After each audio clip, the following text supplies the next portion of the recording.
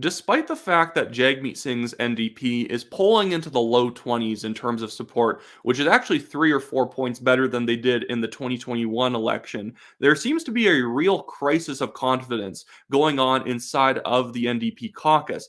And that's why today we had 3 NDP MPs just up and say they're not going to be running in the next election again. Those MPs were Rachel Blaney, Charlie Angus, and Carol Hughes.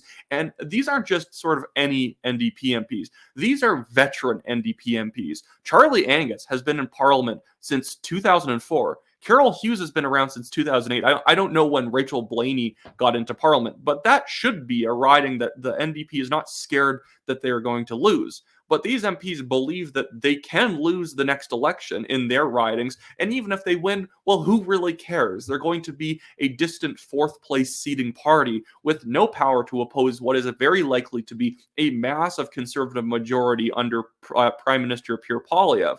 And so these people are running away from the party. And I want to break down exactly why the NDP has landed in such a terrible position, despite the fact that, in theory, they should be thriving with the downfall of Justin Trudeau's Liberal Party. The Liberals are only polling around 24-25%, and somehow Jagmeet Singh has barely benefited at all from all of this. And if anything, he's actually probably going to have less of a percentage of the vote in the 25 election than he did in the 21 election. One, his fundraising sucks, and two, which is the most important point, he's just decided he doesn't need working class voters anymore. He wants woke white college students who believe in free Palestine. We want pharmacare that covers literally every single drug people want, and we want economic justice. We want social justice. And that doesn't connect at all with people who work on construction sites, people who are public sector union workers. Most of these people, despite them being fairly left-wing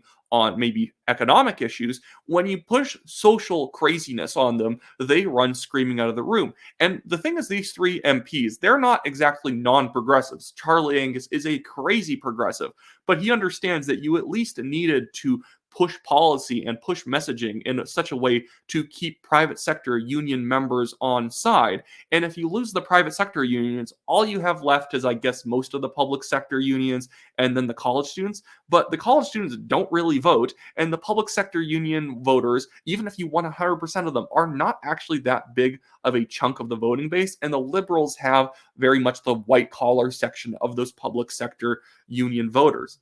But anyways, here is what the 338 numbers look like for these different MPs. So Rachel Blaney in the riding of North Island Powell River, this is on Vancouver Island, an area that should be very easy for like a granola type NDP candidate to win. She is projected to lose against her conservative opponent 44-34%. She got 39.54 in the last election. So it's not even that big of a drop for her. But it demonstrates that the Conservatives are eating the Liberals' lunch so much, and they've probably stolen some of the NDP votes to the point where this used to be a riding that the Conservatives really didn't put that much effort into winning because they weren't going to win. And now they're just going to have a big walkover election in an area that most people scorned the Conservatives previously. Charlie Angus, one of the most outspoken and, in my opinion, frankly obnoxious NDP MPs, is slated to lose a very close election to his Conservative opponent, 39-38. And the problem for Charlie Angus is that this used to be a riding where there was a big three-way split. That Charlie Angus, as you can see in that last 21 result, he only won 35% of the vote in the last election. But what he used to rely on was at least the Liberals getting like 24% of the vote or so to at least suppress how many votes that the Conservatives could get. But now, because the Liberals are either so unpopular in an area or the NDP has become so unpopular in an area, that vote split no longer exists to keep like Charlie Angus in a riding like Timmins James Bay, a riding that has, yes, a very working class base of voters, but also a more socially conservative base of voters. This is Northern Ontario. If anything, it was kind of a fluke that he was ever an MP in that area. But now that Jagmeet Singh has decided that there is no room for people who are even socially moderate, that a lot of voters are deciding that they might go over and vote for the Conservatives. And then Carol Hughes in the riding of Alguama, I can't pronounce that. I am deeply sorry. pretend I pronounced it correctly. She is actually still slated to win, 42 to 38, although there is a chance that the Conservative would beat her, especially with another year of door knocking and campaigning. But I bet Carol Hughes just doesn't see it being worth it to run for the NDP again.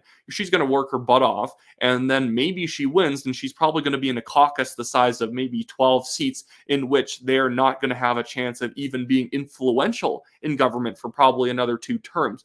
Is she really going to stick around for basically no reason? Like, what is the actual, other than getting the paycheck, there's no reason for any of these NDP MPs to stick around. And so, what I think they're trying to signal to Jagmeet Singh is that he actually needs to go back to just generic labor policy again, what the NDP was based on. Because right now, you can't say that much different between the NDP and the Liberals.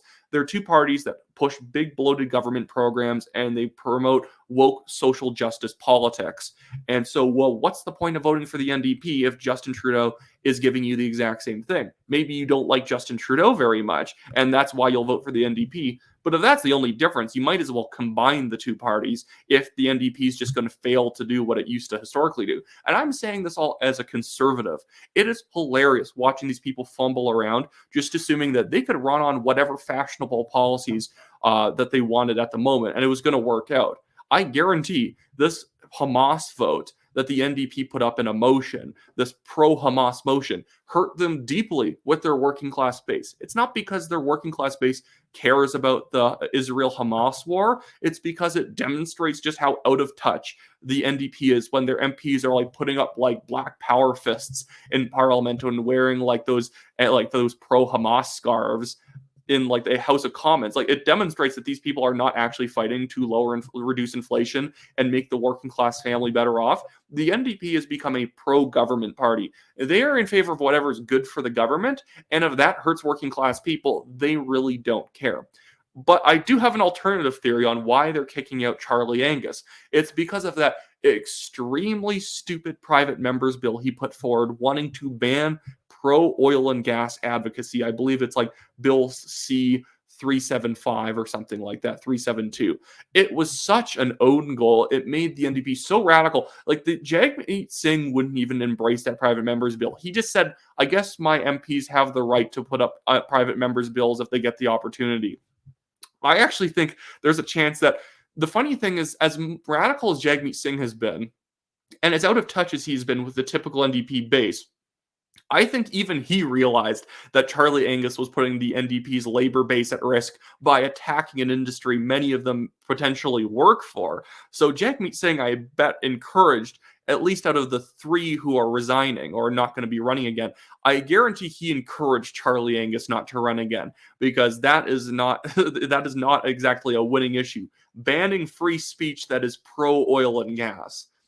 I don't know what to really say about that other than that's the stupidest private members bill I've ever heard of in my entire life. And there are some pretty wacky MPs in Parliament right now. And the fact that he is coming out on top really says something.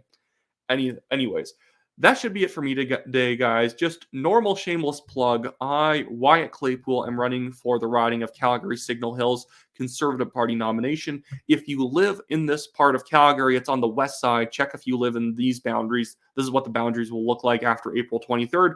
Buy a membership. Check out my website in the description below, wyattclaypool.com.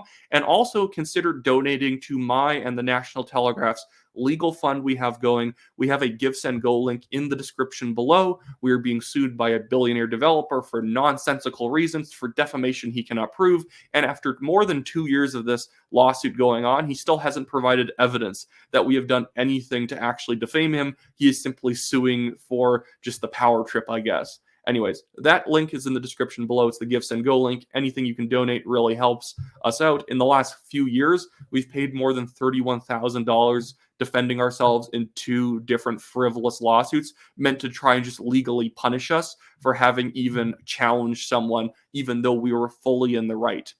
Anyways, have a great one, everyone. I'll see you guys in the next video.